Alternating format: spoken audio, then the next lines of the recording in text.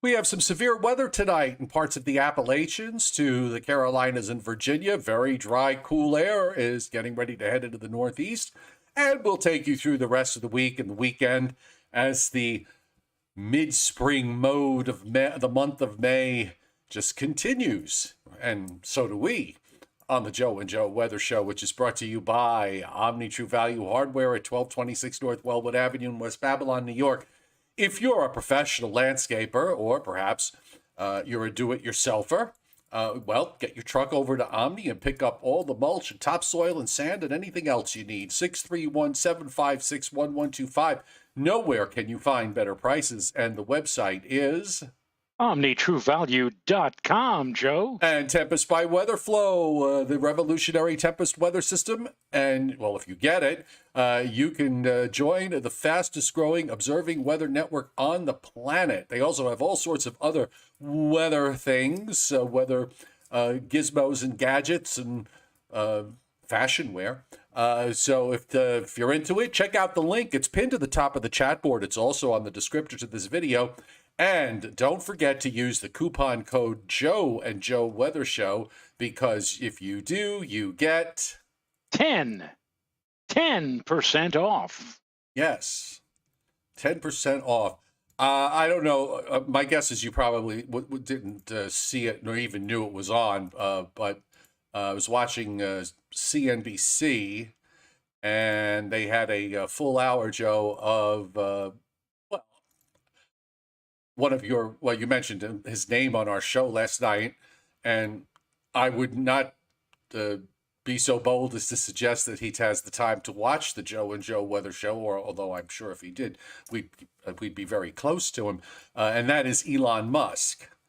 And it made me think of what you were saying last night with the satellites. It suddenly popped into my head. I wish I had thought of this yesterday when you were talking about the fact that your fellow astronomers are upset because they're blocking, the light, it's blocking the view. And I just thought of a parade of Martin the Martians all saying that they want to blow them up because they obstruct my view of Venus. Exactly. Exactly. No one wants to stay in the dark ages of the horse and buggy days, but this is just a little bit too much. I mean, you mean to tell me that there is a need to launch literally thousands of satellites in orbit around the Earth in a very short interval of time in order to create better internet connections worldwide? I mean, can't you put one big gigunda satellite in orbit? And I don't know how all that works. So I don't want to presume that would be the answer, because I really don't know. Look, I'll just say this: if you should, it's a must-see interview that was done by David Faber of CNBC. It was well done. It was inside the Tesla factory it was done inside the Tesla factory in Austin, and he's a really interesting person at the very least. I don't know. Eccentric. Well, you know what? You have to be in order to do what he's accomplished in terms of building his company and all the other things that he's done. You got to be a little. He calls himself a pathological optimist, which I thought was an interesting phrase, because I think you have to sort of be that way in order to accomplish the things that he's done. You have to be a pathological optimist. You have to have a mindset. You have to be able to have a vision. And I would say most people, including myself, don't possess that ability. Okay. Right. I'm not going to. I really don't have much to say about Elon Musk and my opinions about him. I'm not going to air openly, but yeah, but he is blocking your view of Venus. I get it. Yeah, All right. Anyhow, that's. I also made I bought these 1.5-inch T-bone steaks. Oh my God, they were $4.97 a pound. So an inch and a half. They were 1.5 inches thick. and Wow. they were huge. I mean, I made one for dinner, and I cooked it. I made it in my cast iron skillet. Oh my God, it was. I didn't even need a knife. It just came apart. Ambrosia. Oh, Ambrosia, right? absolutely. Absolutely. So I'm kind of reveling in it right now. It was a darn good dinner I had. Welcome to you, everybody, on tonight's Joe and Joe Weather Show. As you listen to me pontificate about a $4.97 a pound steak. Yes, David Schwartz, $4.97 a pound. And it was beef. Okay. A horse didn't wander into Hooterville and suddenly became dinner. I promise you. Uh, but yes, glad everybody is here tonight. And those of you lurking in the background, by all means, continue to lurk, or you can join the conversation on the chat board. Subscribe to the Joe and Joe Weather Show, and you can turn the notifications on so that you don't miss it. We're on usually Monday through Thursday from at 7:35 p.m., Sundays at 11 a.m. Fridays and Saturdays we're off unless there's something of extreme apocalyptic importance that's going on, in which case we would pop in and we will certainly let you know about it. So anyhow, you're getting. I was looking at the satellite. In fact, why don't I just bring it up because that'll probably illustrate my point better. Because I kind of saw this and I was like, "Whoa, that is really clean air." Let me jump to the U.S. satellite view. All right, this is from earlier today. The GOES was down, but I noticed, you see that patch, Joe, over Lake Superior, northwest? How dark it is. I mean, that must be incredibly clear and incredibly cool, cool air that is dropping southward out of Canada with this front. And actually, you can almost see the trail of smoke that's ahead of it as the cold front pushes southward. Right. And I actually, on my Facebook page, instead of my usual, daily forecast, I put out the equivalent of a special weather statement indicating that we were going to see significant changes very quickly over the next 24 hours from the high clouds and haze that we had out there today from both the approaching front and also from the airborne dust or smoke from the forest or wildfires out west. Tomorrow, skies will become rather blue, deep blue, brilliant sunshine, and a gusty northwesterly wind. I mean, I'm telling you, tomorrow, winds will be gusting at times to over 30 miles an hour. That will help to add a lot of ventilation, so to speak, to the atmosphere, and also will draw in some rather coolish air. Actually, it's not really coolish.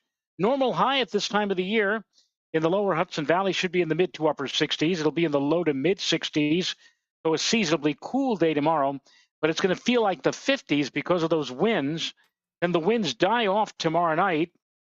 And I would not be at all surprised if in parts of the lower Hudson Valley on Thursday morning, we saw frost advisories posted because temperatures are going to be tumbling down into and through the 30s. And in fact, Joe, it may even touch the freezing mark in one or two of those rural sheltered valleys in the Hudson Valley region. I don't think we're going to see a freeze advisory, but certainly it's going to be unseasonably cold late tomorrow night and on into Thursday. That it is. In fact, I will bring up. I did save it this morning on the digital forecast. The forecast low temperatures that the Weather Service is predicting. Now, right along the immediate coast, it looks like mostly low 40s, but just inland, yeah, Joe, there's 32, 33. You get up into the Catskills with some elevation. I don't know what that is, but where it is, maybe that's Hunter Mountain. It's got 24 there, and they've got some upper 20s up around the Albany area and into western Massachusetts. Lower 30s and below the freezing mark to near 30 across much of northern and northeastern Pennsylvania. And 30s for lows goes all the way down into Maryland and northwestern Virginia. So this is a fairly decent shot of cool air that's coming down for this time of year. Yes, absolutely. Absolutely. And the temperatures are going to be near record levels at Westchester County Airport. The record low temperature on Thursday morning, 39. That was set back not too long ago, really, in 1983. That record could be in jeopardy. I think at the airport Thursday morning we'll probably see lows of around 40 or 41. We may fall just shy of that record, but still, this is going to be an exceptionally significant chill down, especially since today, this afternoon, at least here at the old homestead, we were flirting with 80 degrees, and now we're talking about possibly frosty conditions by early Thursday morning. Oh, they finally fixed the visible satellite loop with the lightning strikes.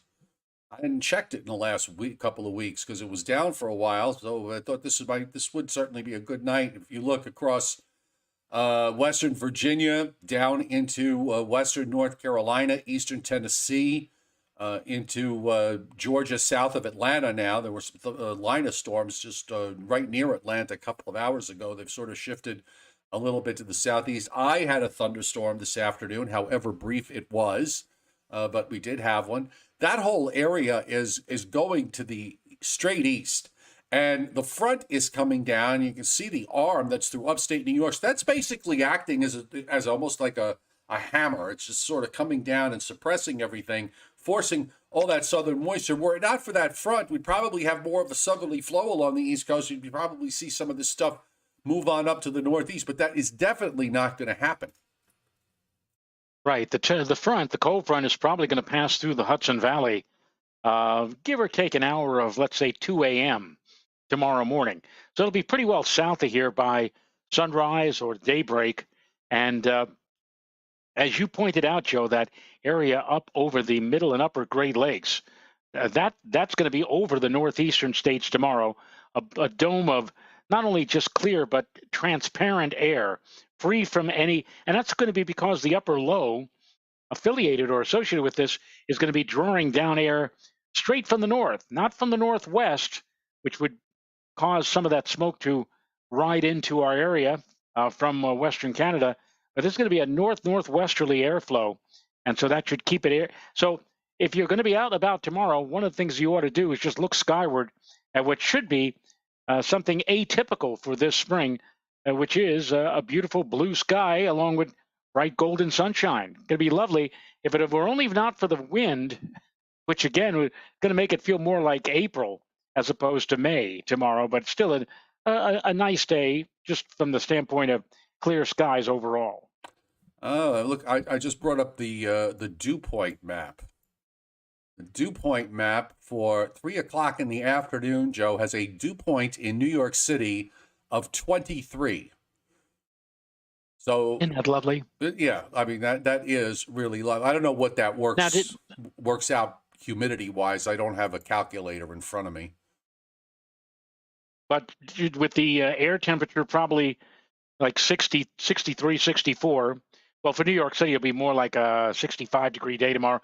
So we have a dew point depression of more than 40 degrees. That's impressive. Yeah. So I would suspect that between all of that and also the fact that it might be a bit on the breezy side, and by the way, in the Hudson Valley and in western Massachusetts, we're looking at dew points down in the upper teens. I suspect that there will be some fire risks tomorrow. Well, virtually the entire state of Connecticut was underneath a red flag warning today, and there's no reason why, with the gusty winds tomorrow and the exceedingly low dew points, that's not going to be extended into parts of the Hudson Valley tomorrow. Yeah. All right, so let's look at how busy it is on the radar tonight. We have the front in the northeast. Because I don't know why this thing always wants to jump to the west, but the front in the northeast has just got this really, I mean, it's a narrow pencil thin line of showers that runs across western Maine, cuts New Hampshire and Vermont in half, and is just north and west of Albany, just past to the south of Syracuse, moving southeast. But that whole thing is just going to be gone before too long. And then you've got this mess going on in the central and southern Appalachians, where we got a whole slew of severe thunderstorm warnings tonight from eastern Tennessee to western North Carolina. There's a little tornado warning that is up on the West Virginia border that just popped up there. And we've got even a couple of flash flood warnings up. Well, just one that I see. One flash flood warning up in eastern Tennessee. And then more storms, again, right around the Atlanta area. It looks like something's exiting there now, and the cells are moving east. I'm not sure what interstate that is. Oh, it's 20, I-20. I just realized that. So some cells moving east along I-20. We've got some strong storms in southeast Alabama, southeast Mississippi. All of that is pretty much sliding to the east. There's a little bit of rain just around the Washington, D.C., Baltimore area aloft. That's getting, pretty much cut off by the drier air that's coming down from the north. And then we could put the radars away for a while. Incidentally, I found a website. It's called the Omni Calculator.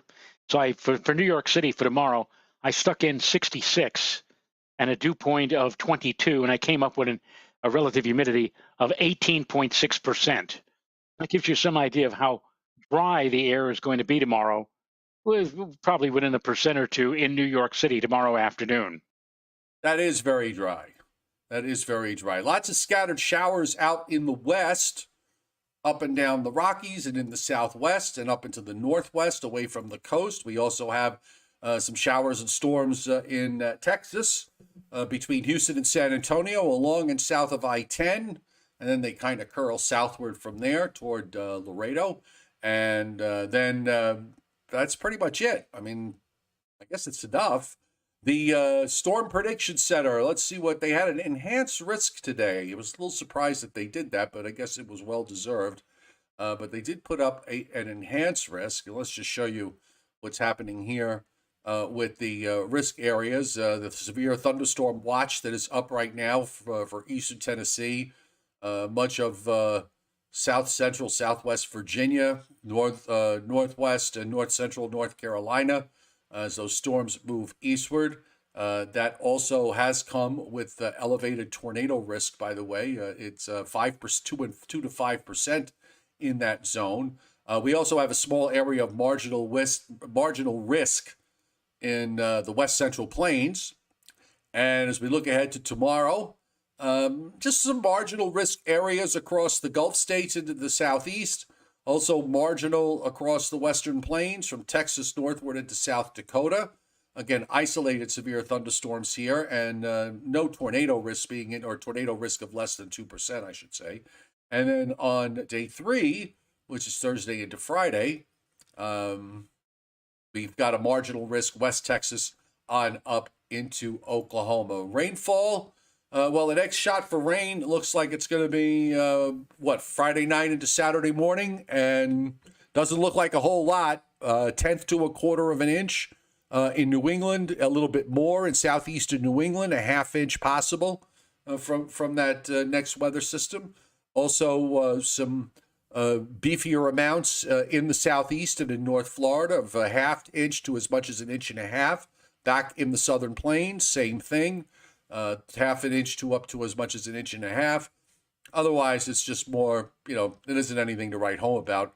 Very, very, just overall, it's typical of this time of year, Joe. It gets very, relatively quiet. And I'm pulling up watches and warnings. I mean, outside of the severe thunderstorm watches and what's going on there really just isn't too much happening here. No, it is a very quiet weather pattern. Now, again, tomorrow night, or tomorrow, we may very well see the local weather service offices, certainly Albany, maybe New York, issuing some kind of frost or freeze advisories for portions of the Hudson Valley because they're already up. In fact, they already did in Albany. Binghamton, the Binghamton office has it up for all of North Central and Northeast PA, for Chuck Cardillo land in the Catskills and all through all of Central New York. And then the Albany office has everything up, everything north of, Dutchess County northward. A freeze watch. A freeze watch, correct. I'm sorry, not a frost advisory, but a freeze watch. And yes, so and then you also see that red flag warning that was up for Connecticut and for Massachusetts. But they've already done it. They've already gone ahead and put it up, and rightfully so. I think tomorrow Upton will have issued some kind of an advisory, if not for a freeze, certainly for a frost for Orange and portions of Putnam County, more likely in areas of Orange County north of I-84 and in Putnam County, yeah, also perhaps inland areas or areas in northern Putnam. But it is going to be getting cold tomorrow night. No question about that. Yeah. All right. Just taking a look at the upper air here, and we have. I'm just going back for a couple of days, of course. You know, the blocking high that was there back last week is gone. And we've got this deep upper low that's been dropping southward from northern Labrador into southern Labrador and then rotating. And that's what's coming through now. So look, if you just follow the flow of where this air is coming from. I mean, it comes all the way up from the Arctic regions and right down through eastern Canada and into the mid-Atlantic states.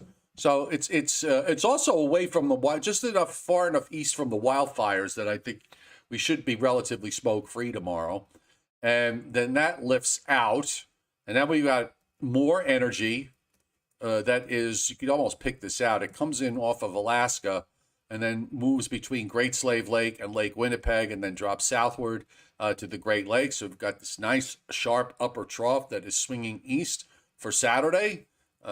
And then that lifts out, and now it's starting to do the thing with the southern part of the trough cuts off of North Carolina and then backs northwestward for the early part of next week. Who knows how real that is? And yeah, you still got lingering troughing in the east for much of next week to some extent. And then that brings us into the Memorial Day holiday weekend, which, as we said yesterday, if there's going to be a problem, a weekend that has, you usually lose at least one day of the three. And some years you lose two. And every once in a great while you lose all three. Right. And yeah, I can only remember once back in the 80s where we actually somehow managed to get a beautiful stretch of weather, not only through Friday, but Saturday, Sunday, and Memorial Day Monday. But I agree with you. We're going to lose at least one of the days of the weekend, holiday weekend, and quite possibly maybe even two. But again, it's hard for me to believe, Joe, that this weekend coming up is the last weekend before the unofficial start of summer, or the official start of the summer season coming our way. Time is really rolling by really fast. Well, we must be enjoying ourselves, because if we were having a miserable time would be going by ever so slowly. Yes. So. And by the way, on the chat board, who brought up William Huber asks, do you think the Pine Barrens could have a freeze tomorrow night or Thursday morning? And you know what? That's a good question. Depends on the wind. Out near the Hamptons, where they seem to get colder than anybody else in the 100-mile radius of New York City, or in New Jersey. And you're right, it depends upon the winds, but the winds are projected most everywhere to go almost dead calm by daybreak on Thursday after a gusty day tomorrow. So if we have clear skies and a very light wind tomorrow night into Thursday morning, yeah, it's a possibility that we could even see frosty or freeze conditions out on the east end of Long Island, and maybe even in portions of the Pine Barrens of New Jersey as well. So after that shot of cool air comes in, the high goes out just southeast of Long Island and south of Nantucket. So we'll have probably a wind off the ocean Thursday and again on Friday. That's going to hold temperatures down somewhat. I don't think it's a onshore flow that's problematic for the coastal Northeast and Mid-Atlantic states, the northern Mid-Atlantic states. It might be more problematic further south, like from Delmarva on southward into North Carolina, but not so much up in eastern PA to southern New England. So after there's some kind of little low, the models keep showing some kind of little low that moves across the Gulf, the northern part of the Gulf states there. Right along the Gulf Coast. It has an L over Louisiana early Thursday morning, then it loses it, and then suddenly there's an isobar off the South Carolina coast. and that thing kind of wobbles its way up the eastern seaboard Friday night into Saturday morning, and with some heavy rain that actually goes into uh, southern and southeastern New England, probably clips Long Island there. And then you've got the front that's coming in from the west with maybe some showers and a thunderstorm later in the afternoon and evening. But as long as everything keeps moving, Sunday should be a better day with the front offshore, and then And warmer. and warmer because we're at the time of year now where you know when weather systems go through with clouds, it's cooler, and once they pull out, even though you're behind a cold front, you wind up being warmer because you've got sun, and you'll have that on Sunday, and then looking ahead to next week. I mean, let's see. There's some other. It looks to me like the southeastern U.S. will be open to possibly some showery or rainy conditions. And then the question might be not this weekend, but for the following weekend, as to whether or not some of that moisture can push far enough north to impact parts of the mid-Atlantic or Northeast for the weekend, or whether or not that area of moisture might stay further south and keep the Northeast dry. That'll be the question, I think, for the Memorial Day weekend. Well, this run would suggest no. You've got lingering troughing along the East Coast that goes back into the Southeast, which basically keeps the Northeast and Mid-Atlantic dry. If you go by this particular run, I would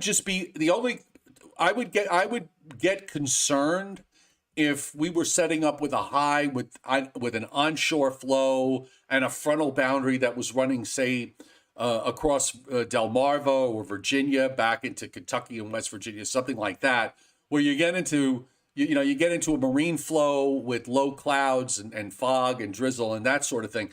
That doesn't seem to be the case here. This seems to be more of a case where the high is going to settle pretty much right overhead and hold there for the better part of the whole weekend. Maybe on Monday there's some kind of little front that goes by with some scattered afternoon showers or a thunderstorm. But you know what? That is, to me, is not a big worry. I would be more concerned if you had some kind of low developing in an onshore flow that was coming up from the south that would put you in doom and gloom. It doesn't look right now that that's going to be the case. Right. And again, let's point out that we're talking about or speculating about events that are going to be more than a week away. I mean, we're talking about not this weekend, but next weekend for the holiday weekend. And a lot can happen between now and then. I mean, again, it's all speculative. And who knows, Joe? Out of nowhere, maybe some kind of a tropical system will develop off of the Florida coast, and all of a sudden come northward to impact the holiday weekend. We don't know, but we'll certainly keep an eye on things for everybody. Well, we do know that according to the National Hurricane Center's tropical weather outlook for 7 days, that no new tropical cyclones are expected during the next 7 days. So that takes us at least until next Tuesday. And right. In the Eastern Pacific, no new tropical cyclones are expected there for the next 7 days, which takes us through next Tuesday. So good news from that respect. So anyway, let me bring myself. I know earlier I kind of lingered on that first graphic. I got the messages, thank you, and I did skedaddle myself off the screen. There we go. So now we're back together again. Do you have Briller Jeopardy? Yes, I do. Okay. Yes, I do. Or as Mr. Otori used to say on the old game show from the 1970s and 80s, Treasure Hunt, yes, I do. Yes. Let's see. Let me get it for you. This is from, again, the chairman, Mr. Briller. And here we go. Now, I think he's running out of questions, Joe, or running out of topics. Well, I haven't run out of prepositions. All right. On this Briller Jeopardy, can you name the 5 most common words that begin with the letters C and D? Maybe we ought to bring in Pat Sajak and Vanna White to help us out with this. But the 5 most common words that begin with the letter C, the letter D. And the letter D. Yes. Okay. How about can? CAN. Can is one of the 5. Okay. And how about can't? No. Really? So people that's promising. People are pathologically optimistic. They can do things rather than can't do things. Trish Sparacchio suggests could. And Trish would be right. That's one of the 5. So we have could and can. Okay, so can and could. Another C word. Can, could. And Steve Lapointe and Come. Michael Ozera and Renata Rayo all coming up with the 3rd word of the 5, which is come. Okay. So we have could. How about call? Call. Call. Roughly a form of the word, as they used to say, as Dr. Reason A. Goodman used to say on Roughly a form password. of the word. Oh, so called or calling? Well, yeah, called. Called. Called. Okay. So we only have one word left. Keith James II says cell, No. as in cell phone. Not that anybody ever talks on a phone anymore anyway. It almost sounds like Abel's brother, that last word. Almost sounds like Cain Yes. or like came. Oh, there you go. See? You got it. And we got all 5. Could, All right. can, came, come, and called. All right, so while we're on the letter C, can anybody name there's only one preposition that begins with the letter C? Can anybody name it? No. The silence is deafening. Yes. Well, if nobody can name it, I'm not going to tell you what it is. So let's go to the D. You realize, of course, that at 2:45 tomorrow morning, I'm going to wake up out of a sound sleep and yell that word out. I don't really find that very concerning as far as I'm concerned. Or whatever. All right. So the five most common words that begin with the letter D. Zing! D, do and don't. And a number of folks have put up don't and do. Well, do is there, but don't is not. Really? Again, pathological optimists out there. Do. And that's D-O, not D-E-W, ladies and gentlemen. Right. Okay. All right. Carol DeCara suggests dust. Well, that might work if you live in the Sahara, but it doesn't work here. Or if you live in Hollyhock, Virginia. Yes. And anyway, die or died or dead. No, believe it or not, none of those words are none. Michael Azara says did. Did is there. Did is there. We have do and did. Do and did, but doesn't isn't. Doesn't is not there. Okay. Neither is does, which at one time was a dishwashing detergent. Doesn't do nothing. Laundry detergent. Yeah. How about dog? Dog? Yeah. No. No. Man's best friend did not make the list. Christinapedia, no, dyslexic is not there. And Chuck Cordillo says dad, but dad's not there either. Keith James suggests donuts. Sorry, Keith, no donuts. Drive. Steve LaPointe says dump. Drive is not there either. Really? Dump is not there either. Trish Sparacchio said drive. I stole it. Is that? No, is not that diarrhea, for God's sake, Christinapedia. Get your mind out of the gutter. Northern Gray says, dude, did he? Right. No. Well, I don't know. I'm Louis Orizio says door. Door? No. Yeah. Is anybody even remotely close? Or Actually not. Really? All right, I'm gonna make believe this is the lightning round, Mm-hmm. Joe. All right, we're playing the lightning round. Ready?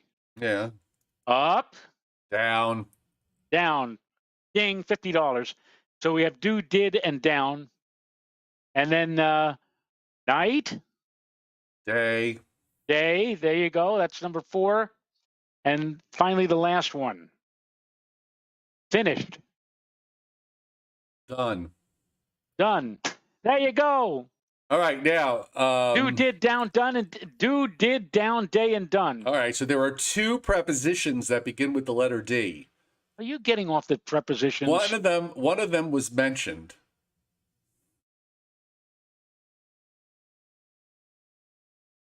One of them is on that list. Okay. Trying to see. Christinapedia got it down. That's one of them. What's the other one? The other one's not on the list. Down. Oh, Trish Sparacchio gets it there. During. Very good. I'm impressed. Trish Sparacchio says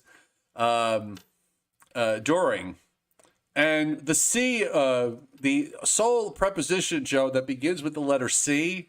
And remember, you said you would probably wake up in the middle of the night, and I said I wouldn't find that concerning. Concerning. Concerning. Okay. That's it. Concerning. That is the only preposition that begins with the letter C. So, in other words, it's only concerning. It wouldn't be condescending or no, because you would say. The subject. I'm trying to think of a sentence now. Of course, my mind has gone completely blank. But trust me, concerning is a preposition. Now, I might be able to use it in another form that's not a preposition, but it is a preposition. But there are no other words that you could use as prepositions with the letter C that would be grammatically correct. Okay. Anyway, I know them all, so I had very, very old nuns. Remember that. Yeah. Okay. Oh, boy. You had to memorize. Back to our young days. You had to memorize the multiplication tables and then memorize all the prepositions. Exactly. Oh boy. What we went through in our early days of Catholic school. Yeah, we did. I didn't fare badly by it. It worked for me. Well, I guess we're done. We don't have very much more to talk about tonight. No, we don't. So, all right. Well, you know what? On that note, we can give our sponsors one last plug because, they kind of like us. And of course, the Joe and Joe Weather Show is brought to you by Tempest by WeatherFlow. Get the revolutionary Tempest weather system and join the fastest growing observing weather network on the planet. They are an affiliate of the Joe and Joe Weather Show. The link is pinned to the top of the chat board. It's also on the descriptor to this video. Use the coupon code Joe and Joe Weather Show, and you get 10% off on your purchase. And Omni True Value Hardware at 1226 North Wellwood Avenue in West Babylon, New York, 631-756-1125 for the best prices in town. And as only Joe Rayo can say it, the website is OmniTrueValue.com. Okay, so nighty-night. That's what we say to our dog, Sweeney, every night when we put him to bed. Nighty-night, sleepy time. By the way, we had 2 super chat hits. We did? I did not see them. I thought it was. Didn't I mention Trish Sparacchio early in the show? I thought I did. But then there's another one here, and I don't see. I don't see it. I don't see who it is. Let me see if I can pull it up on the other screen. Paul Roman. Okay, I'm sorry. Well, Trish was last night. It's all kind of getting jumbled up to me. I don't know. Anyway, no, Paul Roman hit Super Chat tonight. Thank you, Paul. He says, enjoy this great weather and forecasting. And we are certainly trying. So we will see everybody tomorrow night at 7:35 p.m. Nighty-night. Night, folks.